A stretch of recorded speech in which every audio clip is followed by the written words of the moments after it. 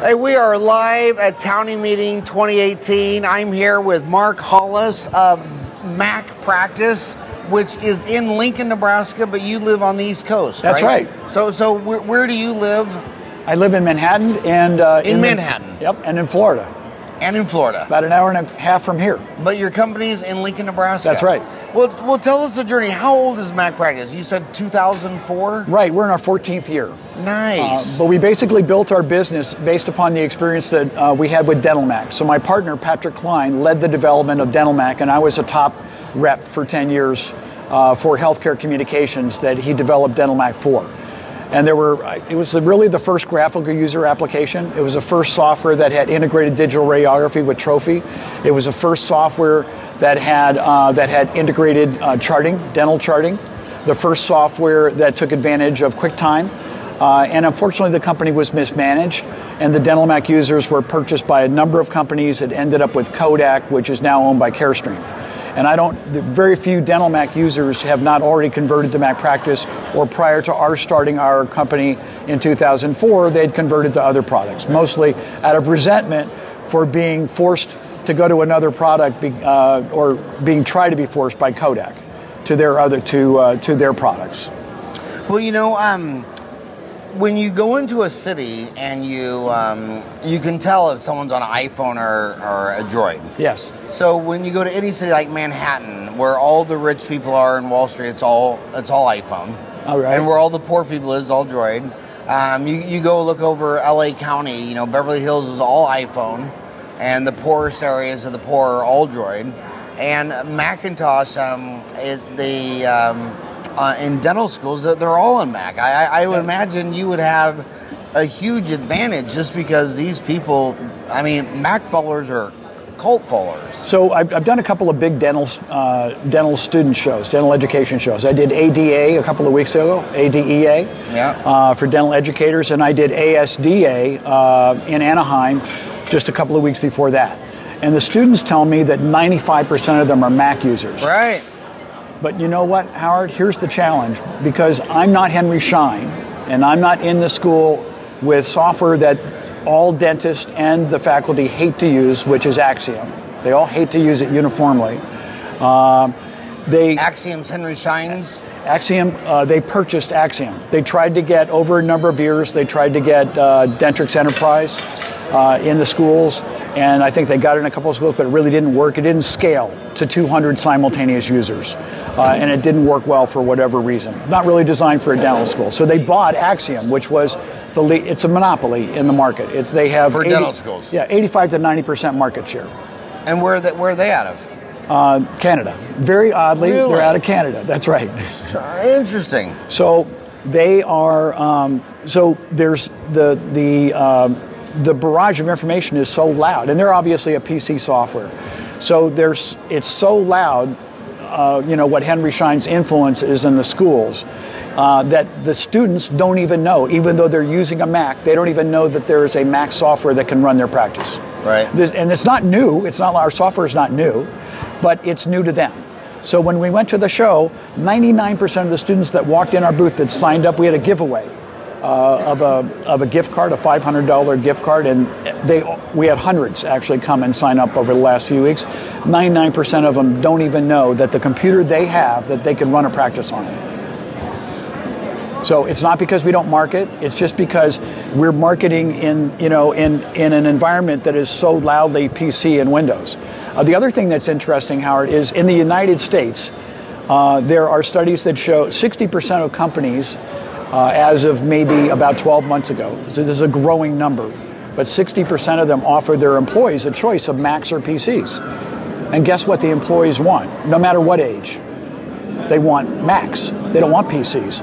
So IBM, for example, basically said, we can't afford to have employees walk away from our company that we want to hire, but we find that they don't want to work on a PC, even though we want them and offer them a job, and we tell them that they want to be, you have to be on a PC. They say, no, thank you, I'll go look for a job somewhere else. That's how important it is now. So they started a group, contrary to the IT people, started their own support group within IBM, and they are now getting rid of 5,000 PCs every month and replacing them with Macs. They've been doing it for 24 months. And because what they have found is, number one, 73% of the employees at IBM wanted to be on a Mac instead of a PC.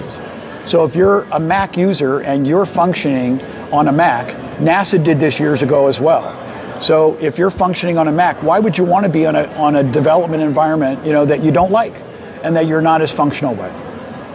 That is amazing. What do you think people? But in dentistry, we have 2% of the market. So right. I'm just saying. So this number is skewed. It hasn't. So 95% of dental students prefer Macs. The dental professors prefer Macs. But yet in the office, in the practices, 98% are using PCs. So yeah, I would think you have tremendous upside potential. Yes, with these that's numbers. Right. Once it becomes aware, that's why I'm working in the schools to basically to work together with them to let the students know what their choices are when they get out of school. So who are the biggest competitors in the PC business for your company? So I think right now, it's interesting. Right now, it's kind of a hidden secret that we don't really talk about very much. But if you look online and you look, dentists are not making as much money as they have previously. I think within the last year or two, they may have reached where they were a couple of years ago, but they're not growing beyond that. So there's not a lot of money flowing in regard to purchasing software. So we're growing, not at the rate that we were when we first started. There was a pent-up demand when we started. But our major competitors, I think, in the marketplace are, as you would think, Henry Schein and Patterson. Are you familiar with, have you seen this in Clinician's Report that was in 2017 in the spring? Around this time last year, Gordon Christensen, his publication, Clinician's Report, did a survey. And the results of their survey of their customers are right here. So it shows you the top 10 products in the United States. These are my competitors. I want to show you a couple of very interesting things, Howard, that will surprise you. So we hear a lot about the cloud, right? People talk about the cloud. Dentists talk, well, I'm interested in the cloud. I want to go to the cloud. What I want to show you is that talking's not the same as actually spending your money. Because in the top 10 products, there's only one product here that is a cloud product, and it has less than 1% market share. So of all of the cloud solutions that have been available for 8 years, only 1% market share in the cloud. Now, one of the things that cloud vendors have talked about, they've talked about their software being on a Mac. Well, their software is not on a Mac. I call it a wolf in sheep's clothing, because what it is a browser connection to their database, which is in Windows, or it's in Linux in a data farm. So they're not running their data on a Mac. And the reason that's important is because all of the issues with security. Today we're sitting here and we've been reading did you read the paper this morning about, I don't know what paper you read, but did you read the newspaper this morning? I read Apple News on my iPhone. Okay.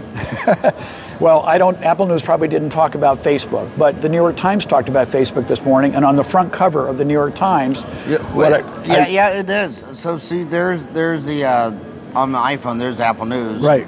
Oh, Apple News, I'm sorry, that's what you mean by Apple News, right. You get to sign up for anything you want to follow. So I follow Los Angeles Times, New York Times, Fortune, Wall Street Journal. But anyway, what were you saying? Right. So, but I like the Apple News deal because I think for them to allow you to sign up for them, it can't be fake news. It's not. Right. I mean, it's got to be a journalistic. Well, I don't think they control. I mean, if CNN isn't controlling the news, if CNN was publishing fake news, Apple's not editing that.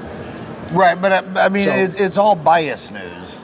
It's all opinion news, but it's not just blatant. Right. Well, I'm just saying CNN's not the only source they're using either, but I just gave CNN as an example because that's the one you pulled up when you pulled up Apple News. But their sources are numerous. They're not editing it.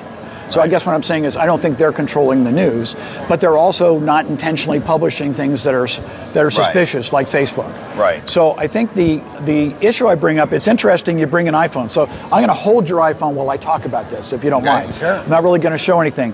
But Apple, so I just did an update. Have you done an update recently to Apple? Yeah. So when you did an update, for example, to 11.3, they say there's some more things they want you to do. But did you read the privacy message that Apple gave you when it came up? I did. Did you know? Yeah. So Apple said, I'm just going to summarize what we both read, because I just did this, I think, yesterday on my iPhone. Yeah. And Apple reinforced that we have some settings that we want you to do. We want you to know how important your privacy of your data is to us. And we want you to know that we only ask you to do the things that are absolutely necessary in order for you to take advantage of features that you may want to take advantage of that are in the iPhone operating system. Apple, I'm going to tell you something about, I've been working with Apple for 30 years. Just imagine, I sell software to dentists, physicians, chiropractors, eye care professionals for 30 years. Apple has a list of all of their users clearly, and many of them said, my name is Bob Smith DDS, or my name is Charlie Rogers MD. Apple would never ever send a communication to their list of people, even though they knew that they were doctors, in order to tell them that there was a software that worked for a doctor. They would never even do it themselves, let alone give me the list. This is completely contrary to what Microsoft has done in terms of their data being exposed, exposing their customers' data by having back doors to their operating system for years, for decades. Microsoft, and so what I'm saying is, right now we're talking about Facebook, but Facebook is in the same cloth, cut from the same cloth as Microsoft. The most important thing is how much money I can make. Right. More, and now with Microsoft, they still sell the operating system. Mac OS is free. Every update is free. They want you to be in the most current version. They want you to be the most secure, because every fix, like for Meltdown Inspector, you know what I'm talking about in terms of the chips, Meltdown Inspector. They already had the fixes in from the end of last year. They just didn't publicize it because they didn't want to say to the hacker community, by the way, we know there's a problem, but we've got a fix for it in our operating system.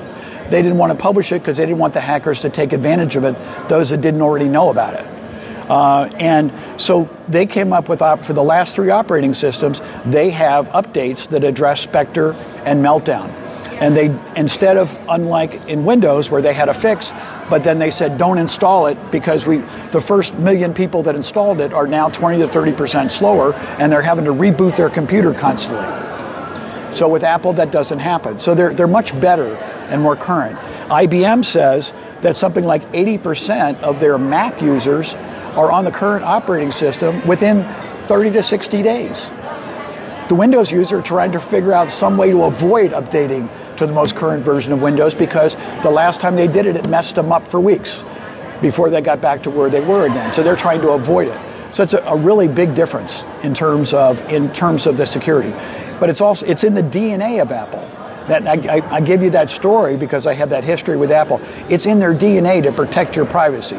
So everything that you read about the federal government can't crack an iPhone, and Apple's not going to help them.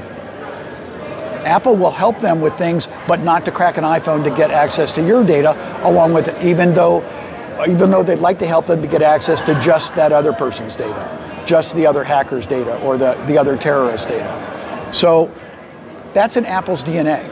So that's why Tim Cook stood up and said, there's got to be regulation in social media. He said it because of the fact that he is a company that they have lived that way, and they're protecting our data. And the only way to avoid ransomware, so if we talk about how does that apply to dentists, why is that important to dentists? So it's important, number one, because doctors, physicians, dentists, chiropractors, healthcare providers, hospitals, they're all subject to HIPAA fines, and the fines are millions of dollars. But not just HIPAA fines, but also state fines. Every state except 1 or 2 in the United States has its own privacy laws over and above HIPAA, which is the federal government's regulations. And if you get caught not protecting the patient's data, then you are vulnerable to possibly millions of dollars in fines. $1.5 million just from the federal government. If you send an insecure email, that's $50,000 per email if you don't have it encrypted, and you don't have permission from the patient to send it. So it's unbelievable the amount of fines, and they're happening all the time. But what's also happening is the hackers are actually getting into PCs. So you read about hackers. You've read about all the ransomware. I don't know if you know about all the hospitals that have actually been down, and they didn't even get their data back or get access to all of the data ultimately, and they were attacked by ransomware.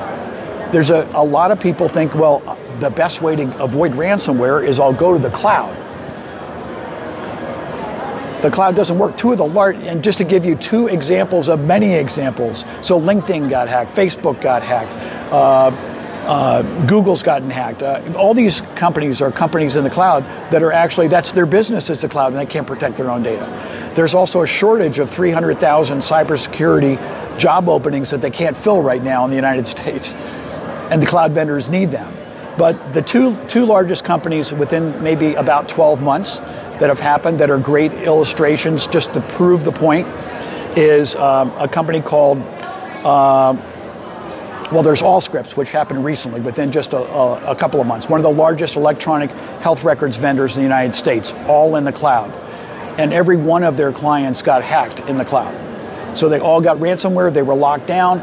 You couldn't, if you were going to a hospital to have an emergency surgery, and they had Allscripts, you couldn't have the surgery. So your loved one could die because of the fact that the data was hacked in the cloud for Allscripts. Greenway Health is the other one I was trying to remember. So Greenway Health, a few months before that was hit. Now Greenway Health has both client server data that resides either in the client's office or somewhere else, somewhere else they put it that they control, and they also have data in the cloud on a shared server where they're sharing with other vendors. And all of the data in the cloud was hacked, the other was not hacked. And hospitals, for example, so they had 400 what they call client organizations that had their data hacked, and it was locked up with ransomware. One organization, as an example, was several hospitals in Kentucky. So there were several hospitals whose data was not available, and the patient's data was then hacked and made available, and the credentials were there.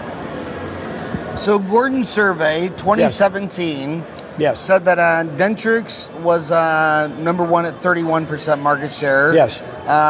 Patterson's EagleSoft was number two at 26%. Right. SoftDent number three at 11%. PracticeWorks number four, 6%. So these are only three companies. So in other words, you just said two products, but they're one company, right? SoftDent, PracticeWorks. Right. And then Easy Dental is owned by Shine, which is owned by Shine. So now you take that's that. 5%. Right.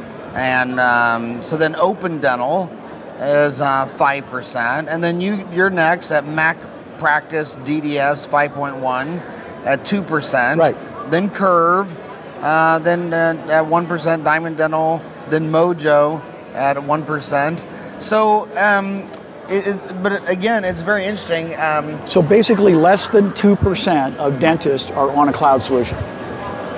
Which is another misnomer, that everybody's talking about the cloud, but this is an illustration, evidence of the fact that they're not buying the cloud, they're just talking about it. Well, one of the problems I hear in the street about cloud is that now that people are buying a CBCT, yes, just to upload one image to the cloud is, that clogs the pipe for a long, long time. Right. In fact, most people that are even going up to the cloud, they're storing their their radiographic images in-house because they're too big of files to transport. Right.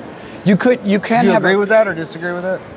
Well, I want to give you, I'm not an expert in that area, but I want to tell you, because I also do medical, that having remote access to images with a PACS server is not uncommon, but in hospitals, they're using all the treatment is required treatment. In other words, you don't go to a hospital unless you have to. Dental practice, they're selling treatment. Some of it's required, and some of it is I'd like you to sell you on doing it. So it's elective treatment, and so they can't afford the amount of time it might take for an image. If you go to a hospital and they tell you, yeah, we'll have you image for you in 25 minutes. Go back in the waiting room, we'll bring you back out again, then you're just going to accept it because you have what choice do you have? You're going there for something you have to do. Go to a dental practice and they say you've got to wait 25 minutes, forget about it, I'll leave. Tell me about it when it's done. So you need it right away. So I think it's impractical probably in a dental practice, and I think most dental practices don't want to make the investment in the equipment that requires a PACS server in order to be able to do that. We know that's just one reason. We know you have a lot of upside. We know majority of dentists have an iPhone, not a Droid. We know the majority of dental students love Mac, not PC. You're at 2%. We know security is a big deal of Apple. Absolutely. We know that it's not an open source software. It's not as prone to viruses and all that kind of stuff. What about the guts of running a dental office? Our software does everything that these other software programs do that have greater market share. But it does it more smoothly. It's with a more consistent interface because it's been developed by the same developers over a shorter period of time rather than over 30 years in terms of development for Dentrix, for example. So it's easier to use, it's easier to learn, and because it's on a Mac, here's some other statistics I'm going to just refer to you, that PC users, if we take an independent use of Macs versus PC, so PC users at IBM call for support 8 times more. If you're calling for support, you're not working in a practice. If they require 5.4 times more on-site support, where somebody has to come in and actually work on their computer. And the IBM has found that they actually, over the first several years, save $545 per Mac. The PCs require 104 times more updates. So every time an IT person comes in and updates your Windows computer, they're interfering with your operation and you're becoming less productive. So with MacPractice, they're more productive. Howard, here's an amazing thing. So I had a user conference and I asked them, how many of you have spent more than $500 in the last 12 months for IT support in your practice? Less than 5% spent more than $500. Less than 5%. Commonly, when Windows users come and convert to MacPractice, they tell me they're spending, they just think that the only way to run a practice is, I got to pay an IT person at least $500 a month. Well, it's why I still have a huge problem with smiling at Bill Gates. I mean, now he's Mr. He's Mr. Good Guy, Mr. Nice Guy, philanthropist, and he's out there trying to vaccinate everyone from polio and et cetera, et cetera. But, my whole relationship with Bill Gates is that he would put out some horrible piece of shit software that all of his own people were saying, please don't release it, we're not done, it's filled with bugs. And then every IT person, you would give them $500 for his software, and then you'd spend $2,000 on IT people. I mean, he intentionally screwed his own customers year after year after year because he wanted the sales, he wanted the quarterly. It was just money, money, money, money, money.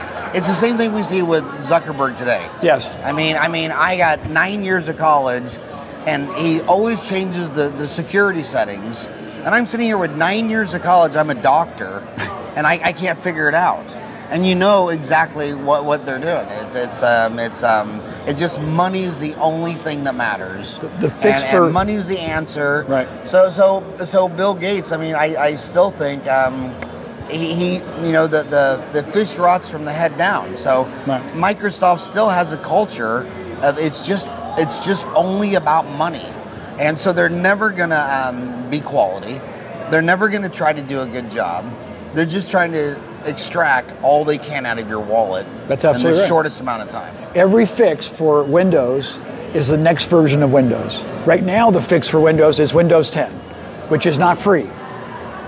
Is it? No. Which by the way, they skipped Windows 9. I wonder if that's a coincidence. iOS 10, Mac OS 10, and Windows 10. And you look at Facebook. I mean, such a lucrative company. They're making so much money, but even that's not enough. Right. I mean, it's like they have to throw their whole integrity and reputation under a bus just for a couple more billion. It's like what? It's like that J. Paul Getty movie. It was amazing. They said, my favorite line in that movie is, well, what do you need? And he said, more. Did you see the movie? Yes, I did. All the money in the world. I mean, it's just a complete disease. Right. I mean, he just needs more. So let me tell you something else that will really freak you out. So I read a study, a survey that was done just a couple of days ago. I read this report, and they surveyed IT experts, and they asked them about their confidence level in antivirus and anti-malware. So if you've got Windows, you have to have your IT department, or if you're a dentist, you have to pay your IT to install antivirus. You have to pay for the antivirus. You have to pay for the anti-malware. You have to perhaps pay for some encryption software. You have to pay your IT person to install it, and then you pay your IT person to regularly keep it up to date, to try to keep ahead of the hackers, which they can't do, clearly. You can read all the articles, but clearly they're not able to do it. So guess what percentage of them don't have any confidence in anti-malware or antivirus software? 60% do not have confidence in it even working.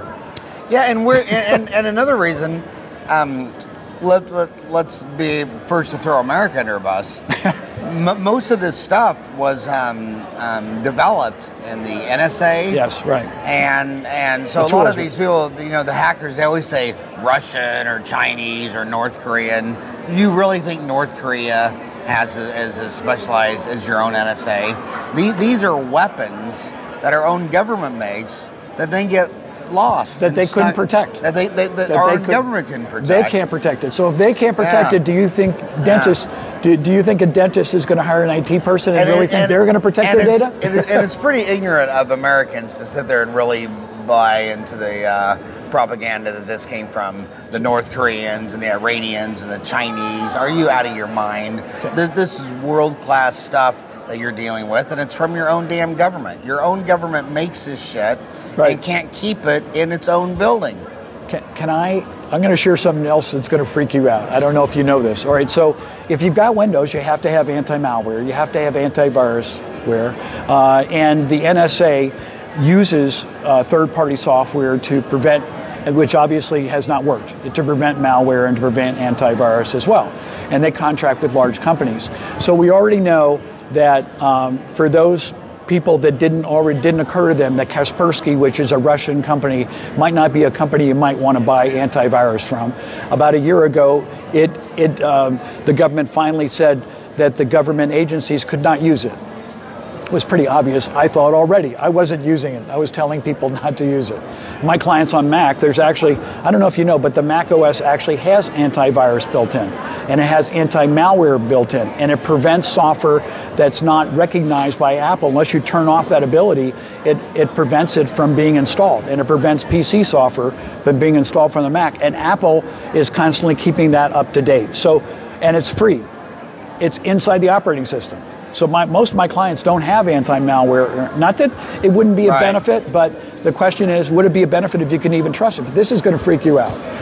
So when I tell people this, they freak out. Okay, so two of the largest companies, what companies, if I said antivirus software, who would you think of as the two largest companies? I'm going to tell you if you don't. McAfee and Norton, right? McAfee and Norton. Okay, so what if I told you that it was discovered about a month ago that McAfee and Norton in October decided that they wanted to sell, they've been trying to sell to the Russian government.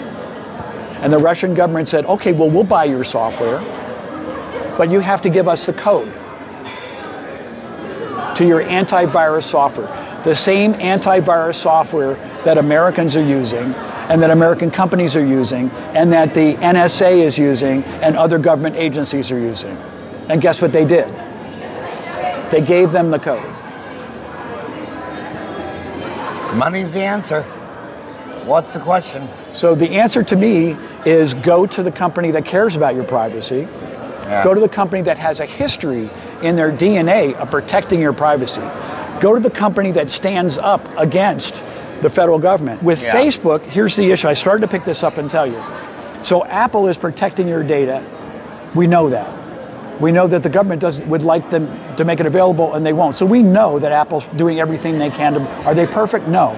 But they're trying. They're doing everything they can to protect your data. But if you install Facebook on here, based upon this article in the Times today, this guy installed Facebook. He ran Messenger, and Messenger took all of his contacts on his iPhone and shared them with the world. Yeah. All of his contacts, all of his history, everything he's had. He can't get rid of things for 20 years that are on here. He can't get rid of his ex-wives and the contact information. Just because he used Facebook. Because he used Facebook and Messenger on the iPhone, and because it took everything in his phone book and out and took all this other information. Yeah. So he could have been done on Mac OS, but this actually even took his phone book out. and all the content, which means if you're there, your data is also, your contact information has also been taken. Yeah, well, I think most of America is accepted the fact that privacy is dead. Everybody knows their home address, social security number, date of birth. With companies like Facebook. I hate to be that negative. I mean, I think I understand that. To me, I guess I would prefer to think that it's not hopeless, because if it is actually hopeless, then you might as well spend every nickel you can get today, because it might not be in your account when you go to get it. So what about cost?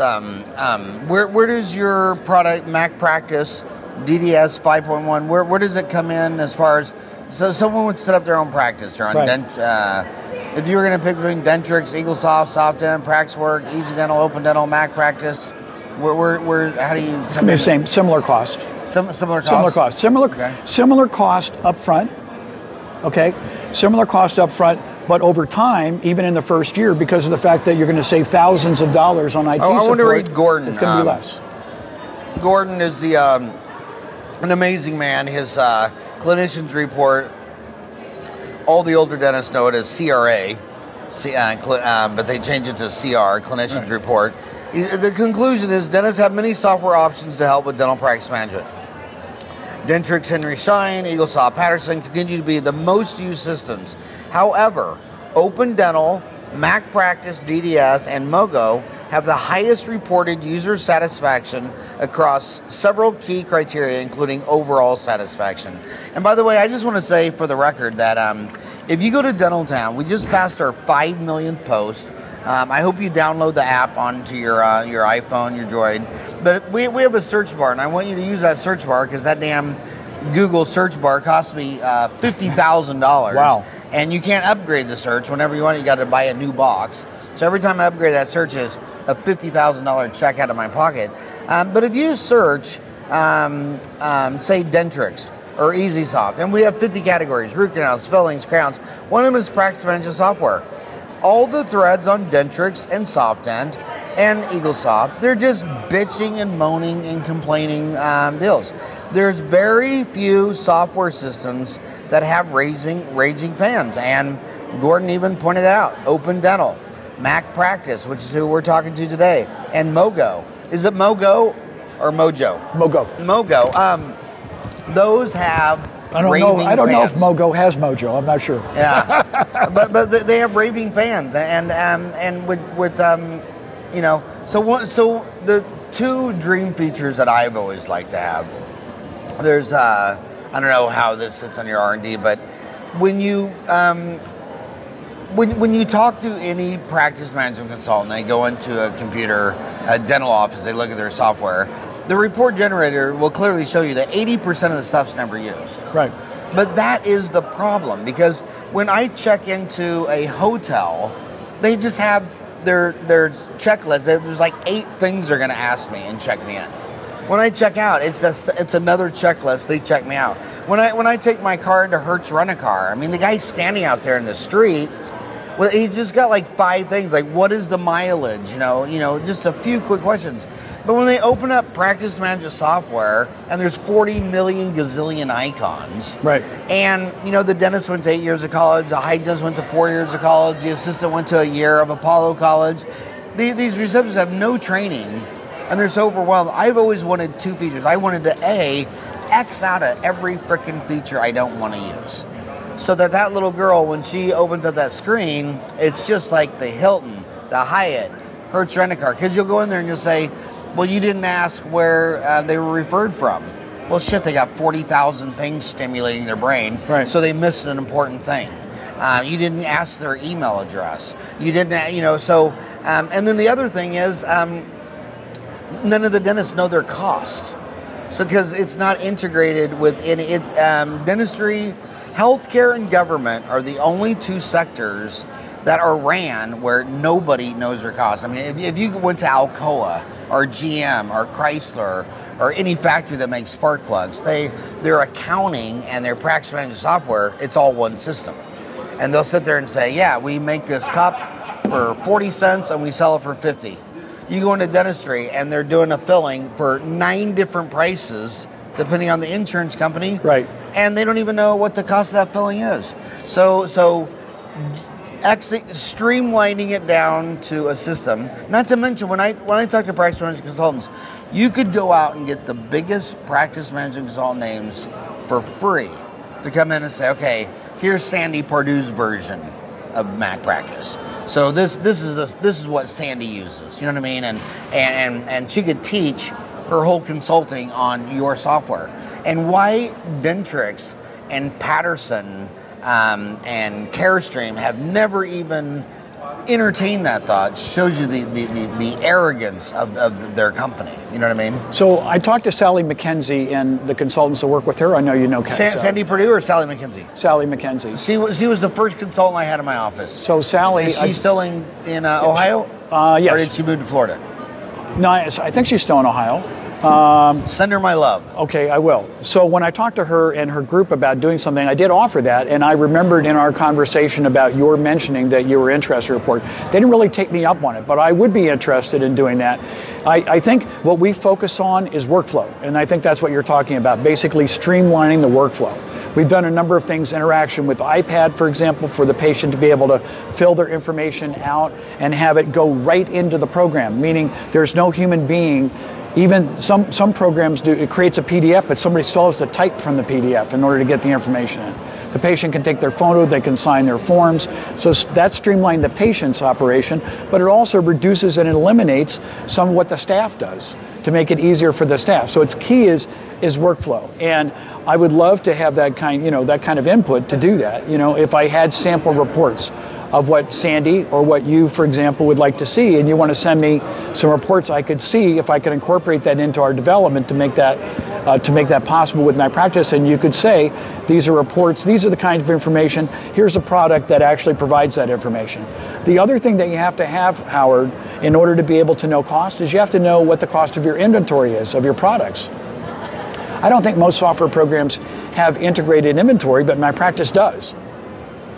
So MacPractice has integrated inventory, and I'm actually in the process of developing a marketplace, a unique capability within MacPractice, a marketplace for direct vendors. So, what's happening in the industry is instead of buying from Shine or Patterson and other dealers, some dentists are buying direct and they're getting better pricing. And so I want to offer a marketplace that's connected to inventory. So when you run out of inventory, not only do you know what that cost of inventory is and you know when you need to reorder it, but you also know when you're going to... Can you log in that? You can also, right within your application, go look for a variety of places that you can order it and maybe get a better price.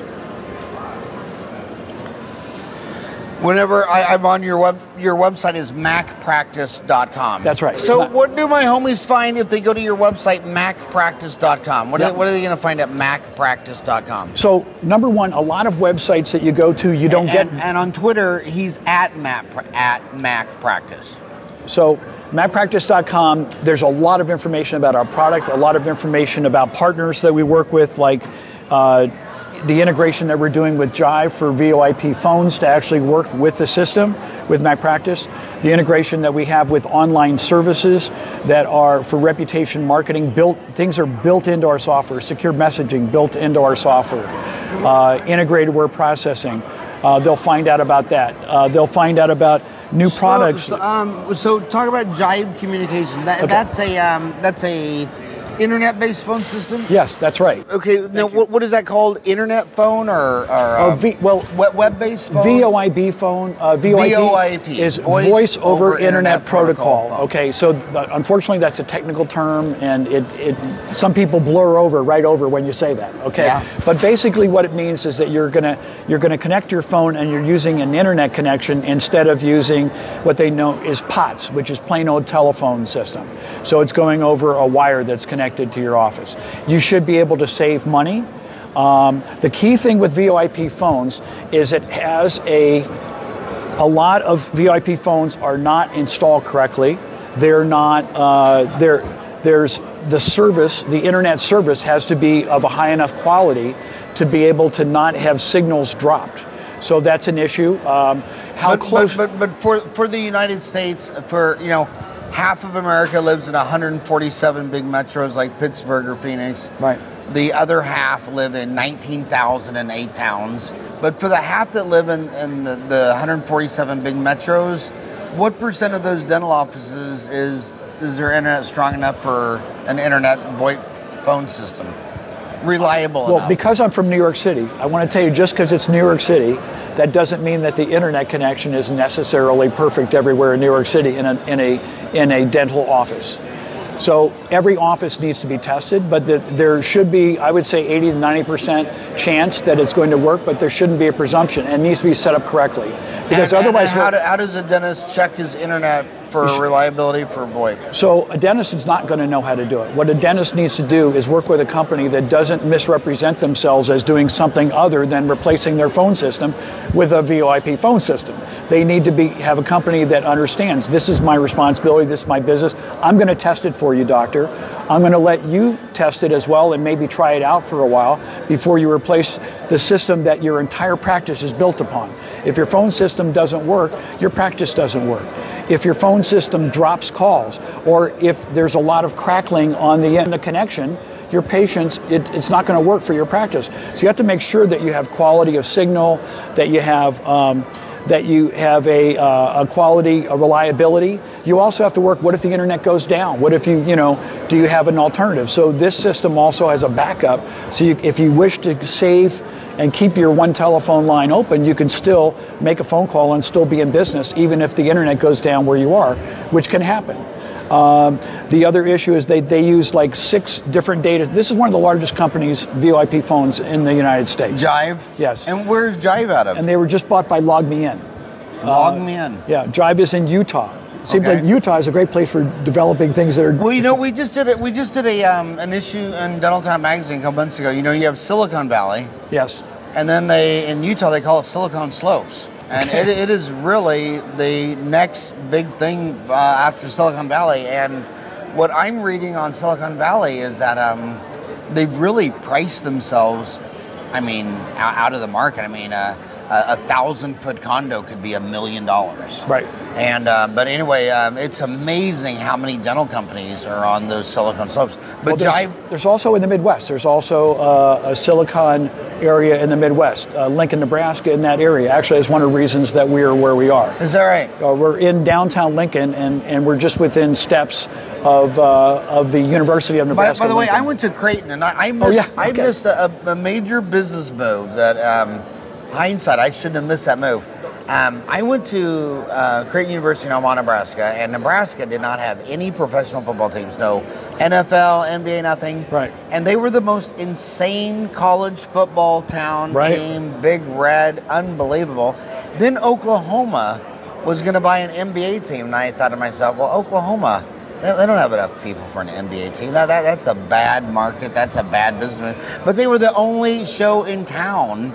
And Oklahoma has the most raving NBA basketball fans because it's the only show in town. Because it's the only thing to do, right? Yeah. Well, the same thing I would say in Charlotte.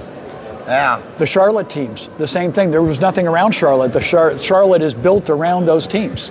Everything's built around those teams. Yeah. The airport is probably there because of those teams. Yeah. But it's interesting. I'm in the Haymarket district. That's where we are. Okay. Which is right where everybody goes after the game. Right. Right. So that's where MacPractice is. So do you think this VoIP phone is compared to 2 years ago? Has it improved a lot? So if you have the right company. So here's an example. Let me. Jive was bought by LogMeIn recently. LogMeIn, and where's LogMeIn out of? I'm not 100% sure. Okay. I'm not 100% sure. But you do you think it's still bleeding edge or leading edge? So when I saw a couple of companies. I saw Weave and a couple of other companies that were doing VoIP, primarily Weave. And Weave doesn't represent themselves as a VoIP company. They sort of like a distraction. We have this software. But the problem is you're replacing your phone system. You want a company that understands how to replace your phone system so that with something that's better and not just less expensive, but also is sufficient to run your practice and better. So I started looking for an alternative because my clients were asking me about that company, and I wasn't happy with them. We had our clients that went with it had very uneven experience, and I don't want to work with the company. I don't want my reputation risked or my clients penalized by having something. So I found a company that is much larger. They have 6 data centers that they work with today around the United States. The location of the data center will help you with your signal. They work with Comcast and other cable vendors to be able to actually circumvent the data center in some case to give you a better signal. They understand the market. They have a lesser price per phone. I work together to develop things inside my software that are not available with other products. So, for example, right now in the first release of what we're doing, it's possible for the front desk staff to click on an icon in MacPractice and dial the phone from within the practice management software. They can do it from the patient view right now, but they'll also be able to do it with their calling referring provider. We'll also do other things integrated with scheduling, integrated with pulling up the patient. That's our phase 2 that we're working on right now, where it'll actually pull up the patient's record inside MacPractice with caller ID when the patient calls. Here's a really cool feature. So can you imagine, so at the front desk, your staff is sitting at the front desk and other people are talking to them and talking around them at the front desk. And they're trying to talk to somebody on the other end of the phone. And the person on the other end of the phone can hear everybody around them, and hopefully this person can even hear themselves, right? So in conjunction with Polycom, to my knowledge, this is the only system that does this. They call it acoustic fence. So acoustic fence, which works with Polycom, with Jive, means that while you're standing at the front desk and I'm talking to you, if you pick up the phone and talk to the other person, they can't hear me. They can't hear anything around you. All they hear is you. There's an acoustic fence. They have the experience that you want your patient to have, that you're only dealing with them. They don't want to think that you're distracted when you're talking to them. They want to know that you're talking just to them. And acoustic fence does that. So on Dentaltown, just an example. On Dentaltown, we have 50 categories, and categories, start with anesthesiology, then assistants, then associated organizations, then CAD/CAM and digital technologies. Then you have computers and software, and if you go to computers and software, then it's computer hardware, computer maintenance. Then we have practice management softwares. And then we have every single software listed, so you can go. So do you follow the MacPractice software? And when I have an opportunity, I try to go on. So you can go to I do definitely, but I don't do it every day. Say you're considering MacPractice, Mogo, PracticeWare. You could go there, right, and you can see what all your homies are saying. Whenever anybody enters something on MacPractice, I get it. I subscribe to that thread. Yeah, and you can subscribe to the thread. So there's 250,000 dentists on Dentaltown, and we just celebrated our 5 millionth post. And wow, that's fantastic. And the thing I still love about Dentaltown is when social media started, it was email groups. It was dentists at CompuServe, dentists at Yahoo, and you open up your emails, this endless, unorganized newsfeed. And every social media company went with that format. They just got it out of your email box, and then they moved it into MySpace, and then Friendster, then Facebook, then Twitter, then Instagram, then LinkedIn. It's just an endless newsfeed, and that's cool. I love it. I follow those. But what I love about the computer message board system is that's what the original scientists that developed the internet. So that system was made in 1970. So all your military scientists who built a RAPNet, which turned onto the internet, still all use the message board format because it's organized, it's archived, it's searchable. I agree with you 1,000%. I couldn't agree more. I think we've lost a lot with social media not re-emphasizing or maybe reinventing an improving message board, because the organization is what makes it key, because there's so much information, but how do I segregate it? I mean, I can't do a Google search. Now you can't trust a Google search. I don't know if you know that. You do a Google search, but Google has the algorithm so it favors advertisers. Right, You know, right. So you right. can't trust a Google search. Right. But everybody said, well, oh, I don't have to build that in. I don't have to worry about organizing data because they'll do a Google search and find it. No way. So when you do a Google search, say you search podcasts, well, if Scott Galloway at NY Stern is buying Google AdWords for podcasts, or Joe Rogan, they're going to serve you up all the podcasts that's pay to play. So it's really hard. Organic is getting harder and harder. But what I want you to do is to realize that on Facebook, in a Facebook group, if I'm say I'm pro cosmetic dentist, I'm pro composite, and you post, well, amalgam lasts 4 times longer, they just delete you. They just unfriend you. They don't want you to pop their bubble.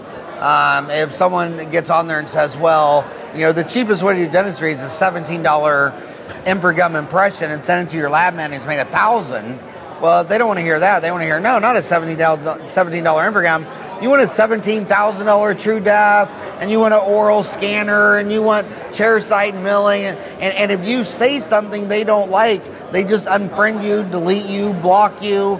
What I love about Dentaltown is I know what you think, I know what bubble you live in, I know what Kool-Aid you drank, but on Dentaltown, you just can't delete me because you don't agree with me. You have to deal, and it's organized, and it's searchable, and it's just a better way to get information into your head, and I think just like news media. I mean, all the Democrats are only watching CNN.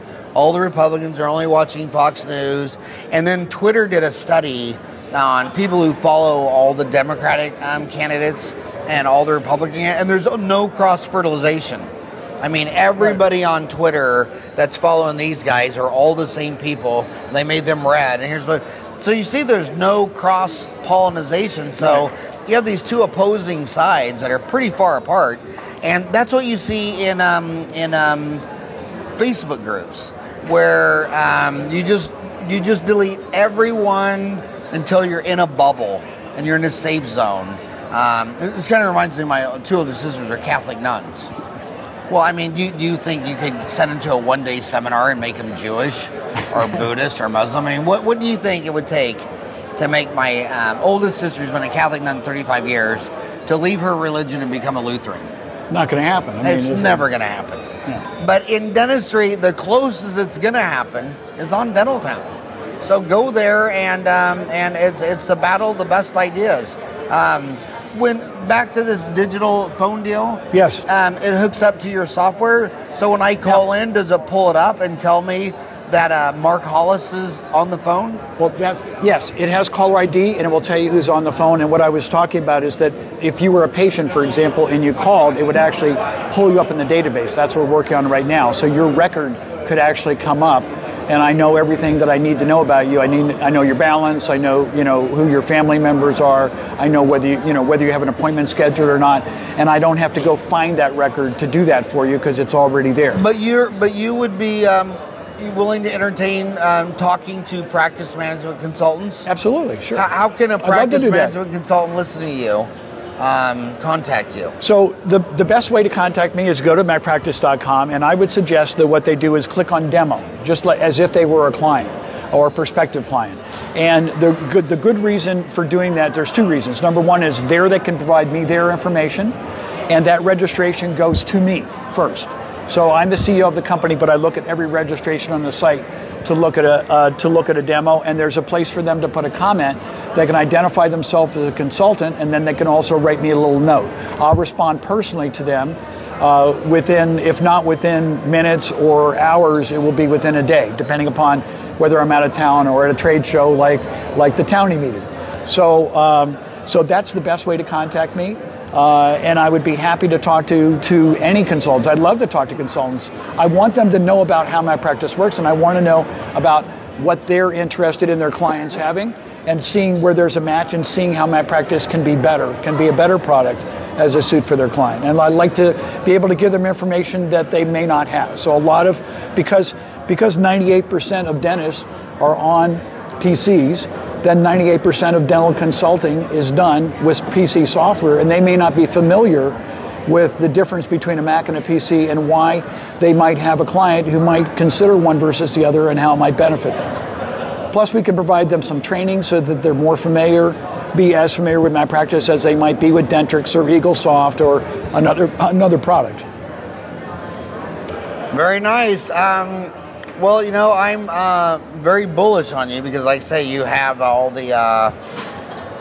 If you're only at 2% market share, you only got up from here, and I think there's a lot of people like Scott Galloway, professor at NYU School of Business, that's calling for the breakup of Google and Amazon, and I mean these monopolistic powers. Right. We're standing here as we talk, day 2 of Mark Zuckerberg getting grilled in front of Congress.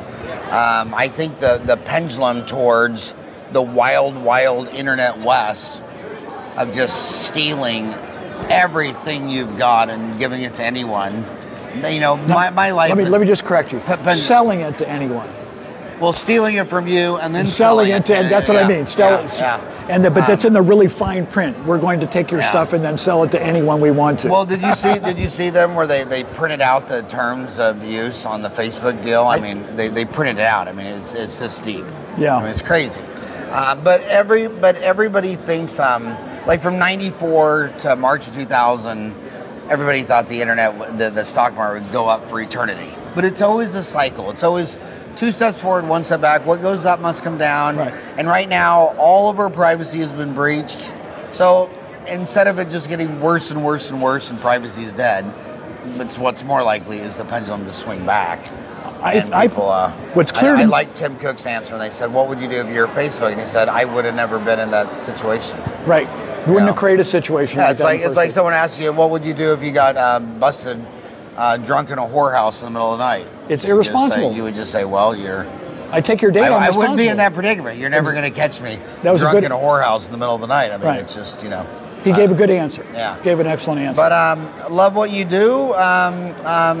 Final question is, did you watch any of the Steve Jobs movies? Ashton Kutcher was in one. All of them, of course. Yeah. What was the other one? Not the Ashton Kutcher one. What was the other one? The Fines, wasn't it? What was it called?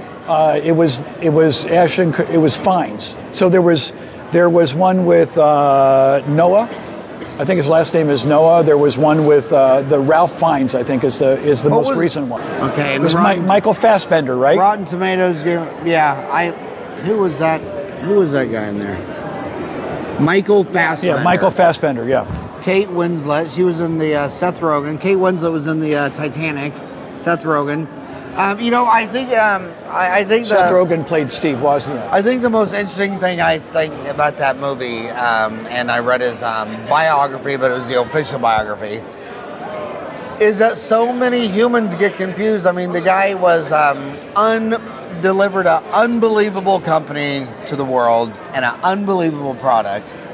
But then people are also confused because he was a horrible father and a horrible husband and you know, those types of people are really complicated.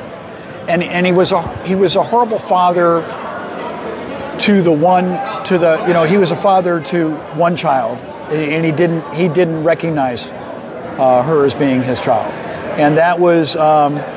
And so I don't know that he was a horrible father to the other children. He was probably very distracted, but you know. But you know, he was adopted. He was given up. You know, he was adopted. Right. I've read studies. Adopted children have more anxiety issues. They have more separation issues. But the point I'm trying to make is that it's sad when a human can be so productive. Right. In one area, and it's flawed. But they're humans. They're flawed. I mean, it's just like your own dog. You might love your dog more than anything in the world, but he did eat your pair of shoes and shit on the carpet. You know what I mean? Right. I mean, so you give your dog a pass, but you tend to forget him. But he's when he's licking your face. Yeah, and it's the same with your parents, your family, and your friends. I mean, I know so many dentists who are so torn up by some issue with their dad or some issue with their mom. It's like, look, they made you. You're a doctor. You're in America. They sacrificed. Your mom moved all the way from Pakistan to give you a better life, and now you're throwing her under a bus for this one thing. I mean, you very seldom will meet someone who's perfect in every single category. And I might be the only one that's like that, perfect in every single freaking category. But most people... Is that true, Ryan? So lower your expectations of people and try to celebrate their achievements. I mean, there's a lot of look at the U.S. Senator who went from Saturday Night Live to a U.S. Senator. What was his name? The guy. Franken? Yeah, Al Franken. Yeah. I mean, he went from Saturday. How many people went from Saturday Night Live to the U.S. Senate? But during a selfie, he grabbed your ass. I mean, okay, weird. But look at Arnold Schwarzenegger. Strange. He became governor. Yeah. Look at Ronald Reagan, became our president. He was an actor. Yeah. So stop throwing people under a bus because one thing of them is weird and strange and hard to explain. You're not that person. We're talking about. This is extremely predictable and stable. The trillion circuits in our brain are completely more random variants. This is a standardized product. Probably the difference between my trillion circuits and my own brother's trillion circuits, even though they have the same mom and dad, could be two totally different machines. You don't know what's working, what's not working. So I just want to go on the record as saying that unlike you, I'm not perfect. I just want to know. So if anybody's listening, as this is actually being recorded or presented, I just want to know I'm not perfect, but I do always do the best thing that I possibly can by my customers, and we do. That's in the DNA of MacPractice. Take care of our customers. We're Apple. We work with Apple. That's not a coincidence. We've done it, although people told us we were crazy for the last 30 years. They told us Apple's going out of business. Why would you be in a business that's only Apple, that only works with Apple products? But we believe in this DNA. We have the same DNA. So we take care of our customers. But we're not perfect. Well, I want to say that at age 55, I still have never been wrong. I can't even say the word because I've never been it. But no, thank you so much. You don't say the word I'm I'm sorry, what's that word? Thanks so much for coming on the show. Thanks for all that you do for dentistry. Thanks for coming to the Townie meeting. This is the second time I've had you on the show. And thanks for all that you do. Thanks, Howard. And thanks for those of you that are taking the time to take a look at this. I hope that you learned something, and hopefully you'll reach out and engage with MacPractice. So it's MacPractice.com, Twitter @MacPractice. Have a rocky hot day.